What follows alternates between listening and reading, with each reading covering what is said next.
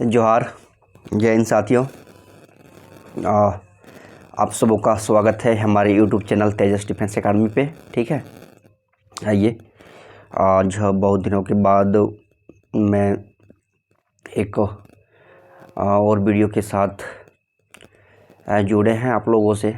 ठीक है, और आज का जो वीडियो है वो है लेखक परिचय नागार्जुन जी का। ठीक है, आइए हम लोग लेखक परिचय को देखते हैं नागार्जुन जी के बारे में। ठीक है, और अगला वीडियो जो हम लाएंगे वो इनके जो कविता है, ठीक है, इनका जो कविता है यह दंतुरित मुस्कान और फसल, ठीक है, वो मैं लेके आऊँगा। थोड़ा सा कुछ निजी कारणों से वीडियो लेट हो गई है, इसके लिए मैं क्षमा प्रार्थी हूँ। चलिए आइए शुरू करते हैं आज का क्लास को। ठीक है, आज का क्लास है लेखक परिचय। ठीक है, लेखक परिचय नागार्जुन जी के बारे में। ठीक है, ये जो आपको तस्वीर दिख रही है ये तस्वीर है नागार्जुन जी का ही तस्वीर है। ठीक है, आइए देखते हैं। देखिए नागार्जुन जी का जो है ये देखिए इनका जन्म का कार्यकाल है 30 जून 1911 को जो इनका जन्म हुआ और 5 नवंबर 1998 को इनका देहांत हो गया। ठीक है, तो अगर प्रश्न अगर पूछा जाए आने वाले झारखंड पुलिस के एग्ज़ाम में, ठीक है, क्योंकि भी हम मेन झारखंड पुलिस का जो बहाली है उसी को फोकस करके चल रहे हैं और जो उन्हीं का सिलेबस पढ़ना है पेपर 2 में, ठीक है, हिंदी, ठीक है, वो हिंदी को हम भी पढ़ा रहे हैं और फुली NCERT बेस्ड पढ़ा रहे हैं। ठीक है, आपका जितना भी कंटेंट इसमें दिया जा रहा है वो NCERT ही दिया जा रहा है। ठीक है, और निश्चिंत रहें कि सारे प्रश्न आपका यहीं से ही पूछा जाएगा। ठीक है, तो आइए, या अभी इससे पहले मैंने 5 चैप्टर को ख़त्म कर दिया है, जो है ये काव्यखंड का।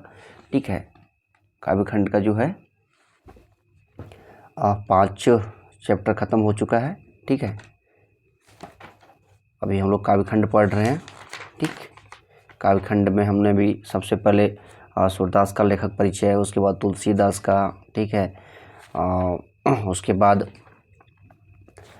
मैंने सूर्यकांत त्रिपाठी निराला जी का भी पढ़ा दिया है। आत्मकथा के लेखक जयशंकर प्रसाद जी के बारे में भी मैंने बता दिया है। ठीक है, और एक लेखक परिचय जो है देव, इनके बारे में बता दिया है। बाकी बाद मैंने इसके अध्याय को भी पढ़ा दिया है, कविता को ही। सबसे पहला कविता मेरा जो है तुलसीदास का सूरदास का, ठीक है, और सूरदास जी का जो है पद, ठीक है, वो मैंने पढ़ा दिया है। दूसरा चैप्टर है तुलसीदास जी का जो लिखा हुआ राम लक्ष्मण परशुराम संवाद, ठीक है, वो भी मैंने पढ़ा दिया है। ठीक है, और दूसरा चैप्टर देव, लेखक देव के जो है सवैया या पद, कवित, सवैया या कवित, ठीक है, वो भी मैंने पढ़ा दिया है। और चौथा चैप्टर जो है आत्मकथा है, जिनके लेखक जयशंकर प्रसाद जी हैं। और 5वां कविता जो है हमने पढ़ा दिया है उत्साह, ठीक है, जिनके लेखक हैं सूर्यकांत त्रिपाठी निराला जी। ठीक है, तो ये सारे वीडियो जो है ये हमारे YouTube चैनल पे उपलब्ध है। आप जाके बारीकी से आप सबसे पहले लेखक परिचय को देखिए, फिर लेखक परिचय के बाद उस चैप्टर को आप देखिए, उस कविता को देखिए। ठीक है, मैंने जो पढ़ाने का जो एक तरीका अपनाया है वो वही अपनाया है। ठीक है, पहले लेखक परिचय के, जैसे मान लीजिए आपको चैप्टर पढ़ना है नागार्जुन जी का ये यह दंतुरित मुस्कान, तो मैंने यह दंतुरित मुस्कान का जो लेखक पहले है नागार्जुन जी का, उनके बारे में लेखक परिचय के बारे में बताते हैं आपको। फिर यह दंतुरित मुस्कान इसका कविता हम पढ़ाएंगे, उससे संबंधित जो ऑब्जेक्टिव प्रश्न बनते हैं वो मैं साथ ही साथ एक ही वीडियो में बना देते हैं, यानी कि 2 वीडियो में आपका एक चैप्टर पूरा ख़त्म कर देते हैं। ऐसा नहीं कि पहले मैंने कविता को बताया फिर उसका भावार्थ को बताया, उसके लिए फिर एक अलग वीडियो ऑब्जेक्टिव के लिए लाया, ऐसा नहीं। आप का कम समय को देखते हुए, ज़्यादा समय हम नहीं लेते हैं। ठीक है, मेरा छोटा छोटा वीडियो रहता है। लेखक परिचय का जो वीडियो है वो 10 से 12 मिनट का रहता है, और कविता का जो वीडियो है उसमें कविता का पूरा पद रहता है उसका, ठीक है, पूरा कविता रहता है। फिर उसका हम व्याख्या करते हैं, भावार्थ बताते हैं, फिर उससे संबंधित जो भी प्रश्न बनते हैं अति महत्वपूर्ण आपके एग्ज़ाम के मद्देनज़र को रखते हुए, ठीक है, वो मैं MCQ करवाता हूँ। ठीक है, तो सारा जो है आप 2 वीडियो देखने से, ठीक है, मुश्किल से आधा घंटा का वीडियो देखने से आपका एक चैप्टर कंप्लीट हो जाएगा, ठीक है। तो आइए, अगर आपको पसंद आए तो अपने दोस्तों के बीच में इसको शेयर करिएगा, ठीक है। और सारे वीडियो को देखिए, हमारे जो यूट्यूब चैनल में पड़े हुए हैं। इसके अलावा मैंने कुछ झारखंड सामान्य परिचय के बारे में भी वीडियो बनाया है, झारखंड जीके के बारे में बनाया है, और भी वीडियो आएंगे, ठीक है। चलिए, मेरे यूट्यूब चैनल पर बने रहिए। आइए शुरू करते हैं। तो आपने देख लिया, ठीक है। ये नागार्जुन जी का जन्म जो है 30 जून 1911 को हुआ था, और मृत्यु जो है उनका 5 नवंबर 1998 को हुआ था, ठीक है। आइए देखते हैं परिचय। देखिए, आतरी उपनाम से प्रसिद्ध, ठीक है। नागार्जुन जी जो हैं वो आतरी उपनाम से प्रसिद्ध हैं, ठीक है। अगर नागार्जुन ना कह के आतरी भी अगर कहा जाए तो समझिए कि नागार्जुन जी के बारे में ही कहा जा रहा है, ठीक है।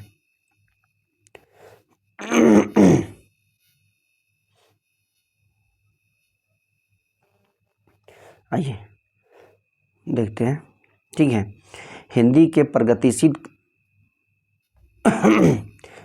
प्रगतिशील कवि नागार्जुन का जन्म बिहार के दरभंगा जिले के सतलखा गांव में 1911 में हुआ, ठीक है। इसमें सिर्फ ईस्वी मैंने लिखा हुआ है, ठीक है। आपको डेट उसमें पता था कि है ना, 30 जून 1911 को हुआ है, ठीक है। तो नागार्जुन जी जो हैं वो प्रगतिशील कवि, ठीक है। नागार्जुन का जन्म जो है बिहार के दरभंगा जिले के सतलखा गांव में हुआ था, ठीक है। कब हुआ था? 1911 में हुआ था, ठीक है। 30 जून 1911 को, ठीक है। बिहार के दरभंगा जिले के सतलखा गांव में, ठीक है। उनका वास्तविक नाम जो है वैद्यनाथ मिश्रा था, ठीक है।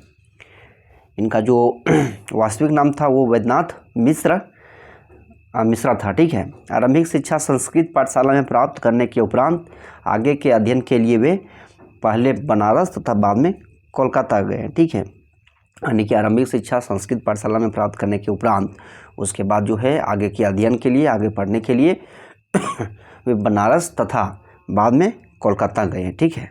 बाद में कोलकाता गए। चलिए आगे देखते हैं।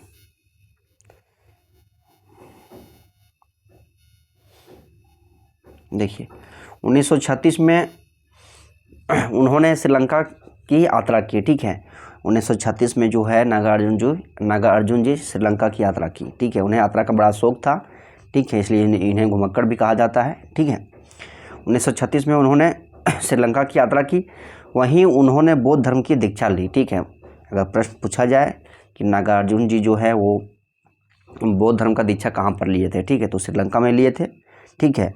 और ये भी पूछा जा सकता है कि नागार्जुन जी जो है वो श्रीलंका कब गए थे, तो कब गए थे? 1936 में गए थे, ठीक है। चलिए, और 2 साल वहाँ रहने के पश्चात वह 1938 में स्वदेश लौट आया। यानी कि 2 साल श्रीलंका में रहने के बाद वो जो है अपना स्वदेश, यानी कि अपना गांव, अपना शहर लौट आए, ठीक है।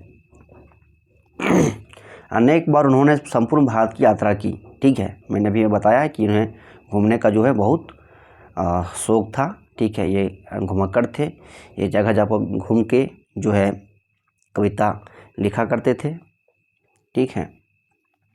अनेक बार उन्होंने संपूर्ण भारत की यात्रा की। वे घुमक्कड़, देखिए, वे घुमक्कड़ और अक्कड़ स्वभाव के थे, ठीक है। ये घुमक्कड़ स्वभाव के थे। सन 1998 में उनका देहावसान हो गया, ठीक है। देखिए, नागार्जुन जी का जो है वो 1998 में देहावसान हो गया, ठीक है। 1998 में देहावसान हो गया। नागार्जुन जी की जो प्रमुख कृतियां हैं वो देखिए, वही बहुत इम्पोर्टेंट होता है, इनका जो रचना होता है वो, ठीक है। पहला इनका जो कृतियां हैं, रचना है, वो युगधारा है। दूसरा सतरंगे पंखों वाली है। और देखिए अगला हजारों हजार बाहों वाली, ठीक है।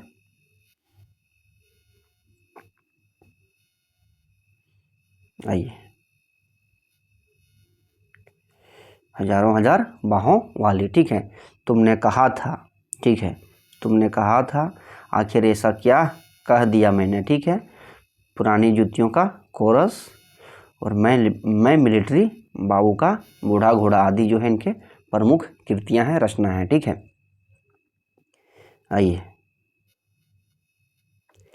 नागार्जुन की कविता जो है जनता की कविता है। नागार्जुन जी की जो कविता है वो जनता की कविता है। सामान्य जनता के सुख दुख आशा आकांक्षाओं की अभिव्यक्ति उनकी कविता के प्रधान वस्तु हैं। ठीक है, ये जो है जनता के सुख दुख में, ठीक है, उनके आकांक्षाओं में अभिव्यक्ति उनकी जो है कविता में प्रधान वस्तु है। ठीक है, वे इसी कारण हिंदी कविता में जन कवि की उपाधि से अलंकृत हैं। ठीक है, यही कारण है जो कि वो वे इसी कारण हिंदी कविता में जन कवि की उपाधि से अलंकृत हैं। ठीक है, इनको जन कवि का उपाधि दिया गया है। चलिए आगे देखते हैं। देखिए आगे आ गया लेखक परिचय से संबंधित महत्वपूर्ण वस्तुनिष्ठ प्रश्न आ गया। ठीक है, क्योंकि लेखक परिचय के बारे में, कवि परिचय के बारे में जो भी इम्पोर्टेंट फैक्ट था, ठीक है, इम्पोर्टेंट बिंदु थे, वो मैंने बताया। आप आइए उसी से संबंधित जो है वो हम लोग MCQ को देखते हैं। आइए पहला MCQ देखते हैं। पहला MCQ है, नागार्जुन का जन्म कब हुआ था? ऑप्शन ए 1911, ऑप्शन बी 1811 और ऑप्शन सी 1998 और ऑप्शन डी 1811। ठीक है, तो इसका आंसर क्या हो जाएगा? 1911। नागार्जुन जी का जो जन्म है वो 1911 में हुआ था। ठीक है, पूरा डेट क्या है? 30 जून 1911। ठीक है, याद रखिएगा 30 जून 1911। ठीक है, चलिए अगला प्रश्न पर चलते हैं। आइए अगला प्रश्न पर चलते हैं। देखिए बहुत इंपॉर्टेंट प्रश्न है ये। आत्री किस कवि का उपनाम है? आत्री जो है वो किस कवि का उपनाम है? ये सूरदास, बी तुलसीदास, सी निराला, डी नागार्जुन। ठीक है, तो ये जो है नागार्जुन जी का उपनाम है आत्री। ठीक है, अगला प्रश्न पर चलते हैं। आइए नेक्स्ट प्रश्न देखते हैं। किस कवि को आधुनिक कबीर भी कहा जाता है? बहुत इंपॉर्टेंट प्रश्न है। किस कवि को आधुनिक कबीर भी कहा जाता है? ये सूरदास, बी तुलसीदास, सी निराला, डी नागार्जुन। ठीक है, नागार्जुन। ठीक है, तो इसका आंसर क्या हो जाएगा? नागार्जुन। नागार्जुन जी को जो है वो आधुनिक कबीर भी कहा जाता है। अगला प्रश्न पर चलते हैं। प्रश्न संख्या 4। ठीक है, नागार्जुन किन भाषाओं में कविताएं लिखते थे? ठीक है, नागार्जुन जी जो है वो किन भाषाओं में कविताएं लिखते थे? ठीक है, पहला मैथिली, बी बांग्ला, सी संस्कृत, डी उपरोक्त में सभी। ठीक है, तो इसका आंसर क्या हो जाएगा? डी उपरोक्त में सभी। ठीक है, ये जो कविताएं जो है वो मैथिली भाषा में भी, बांग्ला भाषा में और संस्कृत भाषा में भी लिखते थे। ठीक है, नेक्स्ट आइए देखते हैं प्रश्न संख्या 4 पर।